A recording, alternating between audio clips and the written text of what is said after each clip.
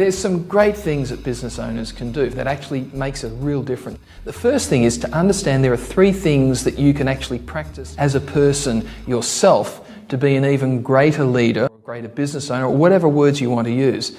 And those 3 things are this. The first one is be willing to be the question in everything. The second thing is to look at everything as just an interesting point of view. And then the third thing is choose how you want to see the world. Do you want to see it through the lens of scarcity, or do you want to see it through the lens of abundance and prosperity? And these are the key things that can fundamentally change how your business looks. So, being the question, what we mean by that, as a business owner, be curious about everything.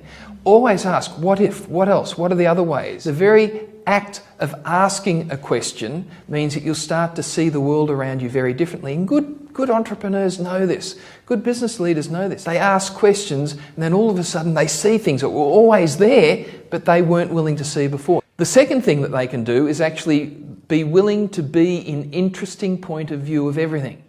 Now, interesting point of view means that you look to see things as they are, not the way you want them to be.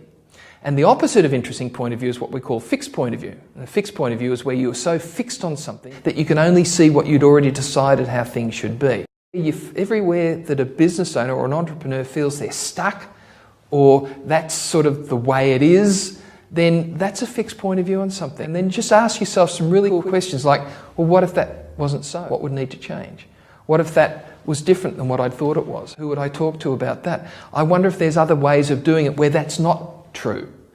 All of a sudden, again, you've got that curiosity, that interesting point of view on everything. So if you're willing to look at everything as just an interesting point of view, you don't buy into the reality of it. So the first one is being the question. The second thing is interesting point of view. The third thing is, do we choose to see life through the lens of scarcity or the lens of prosperity or abundance?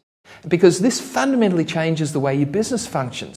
So what if, as a person, as an entrepreneur, as a business owner, I actually chose to A, be the question in everything, that sense of curiosity.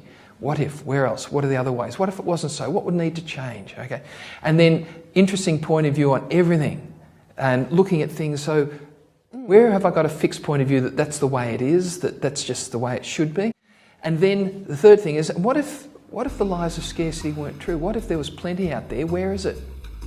What if there was plenty out there? Who's got it? What if there was plenty out there? It just looks totally different to what I decided it should look like.